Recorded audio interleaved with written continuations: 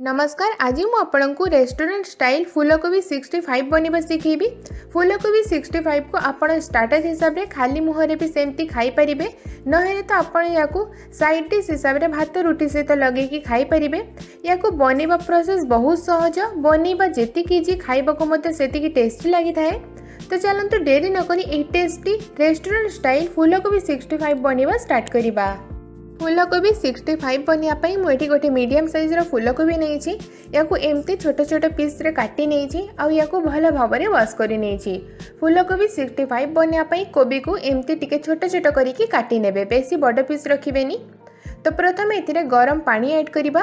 तो पूरा गरम पानी ऐड करिकी तापरे याकू कवर करिकी मैक्सिमम 15 मिनिट पई छाड़ी देबे, जहाँ द्वारा कोबी भी टिके सॉफ्ट हो जिवो। तो एमती करिकी याकू 15 मिनिट पई छाड़ी देबे। 15 मिनिट पर मुझे यार कवर खोलिली। ये आप देखी पड़े कोबी भी भल भाव में सफा हो जाइए, आउ टिके सॉफ्ट हो जाइए। तो ये यार एक्स्ट्रा पानी को बाहर कर नहीं एबे या मैरिनेट करवा। तो प्रथम ये पाखापाखि 5 बड़ चामच मैदा ऐड करेंगे, तापर ए 3 बड़ चामच कॉर्नफ्लोर ऐड करेंगे। एबे एथिरे गोटे बड़ चामच अदा रसुण पेस्ट, गोटे छोट चामच गोलमरीच गुंड पकेबे, अधा छोट चामच काश्मीरी लंका गुंड आउ अल्प orange red food colour add करेंगे। आउ स्वाद अनुसार अधा छोट चामच लुण पकेबे। आउ एसबू को भल भाव में मिक्स करेंगे। फूड कलर पकेबा ऑप्शनल अच्छी, बस रेस्टोरेंट लुक दवाई एथिरे फूड कलर ऐड करिछि, जहाँ द्वारा देखा भल लगिबो। एबे एथिरे अल्प अल्प टिके पानी छिंचिकी याकू मिक्स करेंगे। याकू बेसी पानिया करेंगे, बस अल्प अल्प पानी छिंचिबे जेतिकी मैदा एसबू फूलकोबी उपर भल भाव में कोट हो पार, बस सेतिकी पानी देबे, बेसी पानिया करेंगे। तो ये आप देखी पड़े ये मिक्स हो गला, ये यार कंसिस्टेंसी रखिए। तो ये रेडी हो गला। एबे या भाजवा। तो जीवा भाजिया प्रोसेस को भाजापी मुझे तेल को गरम हाँपाई रखीदे। तेल को भल भाव में गरम करने। तेल गरम हो सारापर ये गोटे गोटे करके मैरिनेटेड फूलकोबी को ऐड करेंगे। आउ आपण कड़ाई रे जेतिकी स्पेस थिबो से हिसाब रे फूलकोबी को भाजिबे। एका संगरे बेसी पकेबेनी, नहेले भल भाव में फ्राए हो पारिबनी।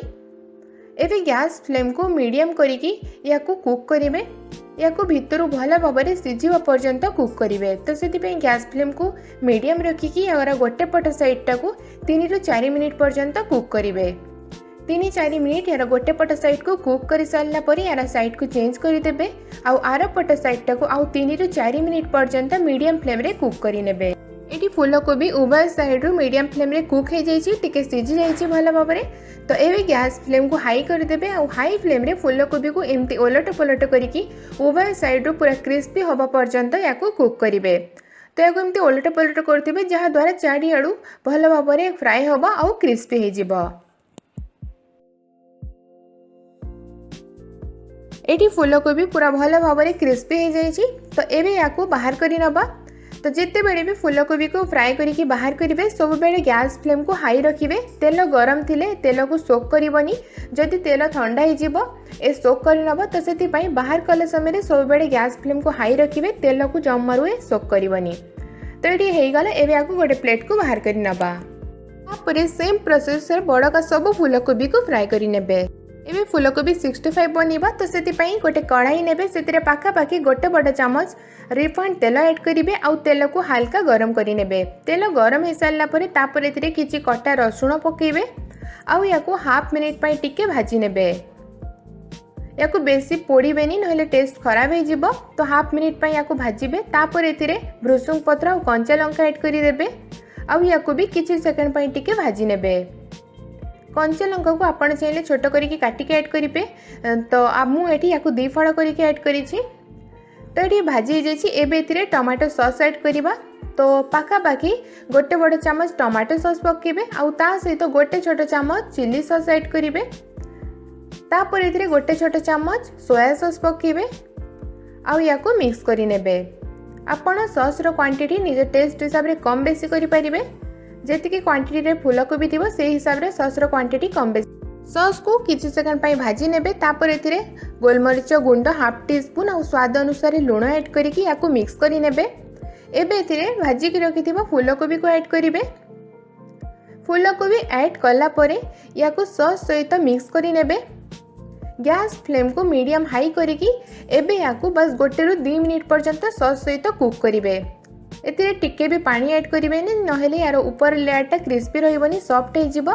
क्रिस्पी थिले खाइबा को टेस्टी लागि थाए तो सेति पई खाली सॉस रे एई फूलकोबी रो पकोड़ा को ऐड करिकी याकू 1 ରୁ 2 मिनिट पर्यंत मीडियम फ्लेम रे भाजी नेबे। आ मु एठी याकू 1 ରୁ 2 मिनिट पर्यंत मीडियम फ्लेम रे कुक करि नै छी। तो फाइनली एठी हमर टेस्टी और यम्मी फूलकोबी 65 रेडी हो गला। एई 65 ऊपर पूरा क्रिस्पी और भीतर सॉफ्ट और जूसी होता है जहाँ खाइबा पई बहुत टेस्टी लगे। आउ आपण याकू स्टार्टर हिसाब रे खाली मुहरे भी एमती खाई परिबे खाइबा पई बहुत यम्मी। तो आपण भी मो प्रोसेस रे फूलकोबी 65 बनांतु आउ केमिति लागुची निज एक्सपीरियंस मो सहित कमेंट करके शेयर करंतु। धन्यवाद।